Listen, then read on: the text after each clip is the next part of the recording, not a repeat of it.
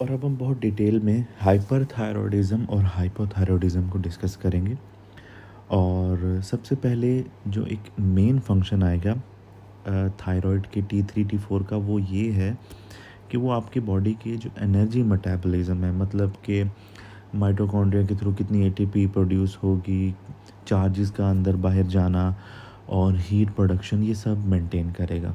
तो जो हाइपरथायरॉयडिज़म का पेशेंट होगा वो हमेशा हमारे पास हीट इंटॉलरेंस के साथ आएगा कि वो गर्मी बर्दाश्त नहीं कर सकता होगा, क्योंकि उसकी बॉडी एक्सेसिव मेटाबॉलिज्म कर रही है और एक्सेसिव अमाउंट ऑफ एनर्जी को ऑलरेडी यूटिलाइज कर रही है। और उस यूटिलाइजेशन को कंट्रोल करने के लिए वो लाइपोलिसिस भी कर रही है, वो प्रोटियोलाइसिस भी कर रही है, वो हाइपर वेंटिलेशन भी कर रही है। मतलब कि आपकी बॉडी के अंदर से वो प्रोटीन को भी तोड़ रही है ताकि एनर्जी बने, वो फैट्स को भी तोड़ रही है जिससे बॉडी का वेट भी कम होगा। और हाइपोथायरॉयडिज्म का पेशेंट वेट लॉस के साथ प्रेजेंट करेगा और ग्लूकोनियोजेनेसिस की तरफ जा रहा होगा कि हर तरह से एनर्जी प्रोड्यूस हो, जैसे कि जो नॉन कार्बोहाइड्रेटिंग सोर्सेज हैं उनसे भी एनर्जी प्रोड्यूस होना शुरू हो जाएगी। ये एक बहुत बड़ा फंक्शन है हाइपरथायरॉयडिज्म में। उसके बाद हम जो एक इम्पॉर्टेंट चीज़ देखते हैं कि वो न्यूरोमस्कुलर जो एक्साइटेबिलिटी बहुत बढ़ जाएगी, हाइपर रिफ्लेक्स होंगे, ट्रेमर्स होंगे, इंसोम्निया होगा, मसल वीक हो जाएंगे, एंजाइटी होगी, घबराहट होगी और पेशेंट जो है वो बहुत रेस्टलेस सा प्रेजेंट करेगा। और बोन के ऊपर बोन मेटाबॉलिज्म बढ़ जाएगा, ऑस्टियोपोरोसिस बढ़ जाएगी, क्योंकि जब T3 T4 के लेवल बढ़ेंगे तो ये ऑस्टियोक्लास्ट का फंक्शन बढ़ जाएगा और बोन ब्रेकिंग की तरफ पेशेंट जाएगा। और इसी तरह लीवर के अंदर भी ये ब्रेक डाउन करवाएंगे और न्यू सोर्सेज एनर्जी प्रोडक्शन के लिए, क्योंकि बॉडी का मेटाबॉलिज्म बढ़ गया इसलिए एक्सेसिव एनर्जी चाहिए उसको, तो हर सोर्स से अपनी एनर्जी को पूरा करने की कोशिश करेगी। उसके अलावा जो हार्ट के ऊपर हमने पहले पढ़ा था कि हार्ट के जो कॉन्ट्रैक्टिलिटी को बढ़ाएंगे, कॉन्ट्रैक्टिलिटी बढ़ती है बीटा 1 एड्रीनर्जिक रिसेप्टर्स होते हैं हार्ट के कॉन्ट्रैक्टाइल मसल्स के ऊपर, और वो नॉर एपिनेफ्रीन और एपिनेफ्रीन को यूज़ करते हैं। तो ये उनकी जो सेंसिटिविटी है उसको बढ़ा देंगे। तो मैक्सिमम अमाउंट ऑफ एपिनेफ्रीन और नॉर एपिनेफ्रीन जो है सेल्स कॉन्ट्रैक्टाइल मसल्स के अंदर जाएगा और टैकीकार्डिया हो जाएगा, और जो है ब्लड प्रेशर हमारे पास इंक्रीज़ करेगा।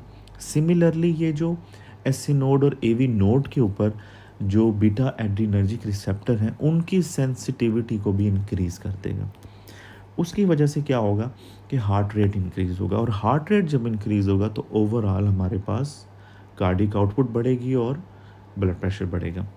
और एक फंक्शन ये भी आता है, प्रेजेंटेशन ये भी आती है हाइपरथायरॉयडिज्म में, एट्रियल फिब्रिलेशन की तरफ पेशेंट चला जाता है। उसके बाद किडनीज़ के ऊपर हमारे जीएफआर बढ़ जाएगा, सोडियम रीअब्जॉर्प्शन बढ़ जाएगी जिसकी वजह से भी ब्लड प्रेशर बढ़ेगा और स्टिमुलेशन बढ़ेगी, डायरिया होगा, मोटिलिटी बढ़ जाएगी, जो है हमारी इंटेस्टाइन्स हैं उनकी। अब हम देखते हैं कि हाइपोथायरॉयडिज्म में क्या होता है। हाइपोथायरॉयडिज्म में हर चीज़ जो हमने पहले पढ़ी इसके ऑपोजिट होना स्टार्ट हो जाएगी।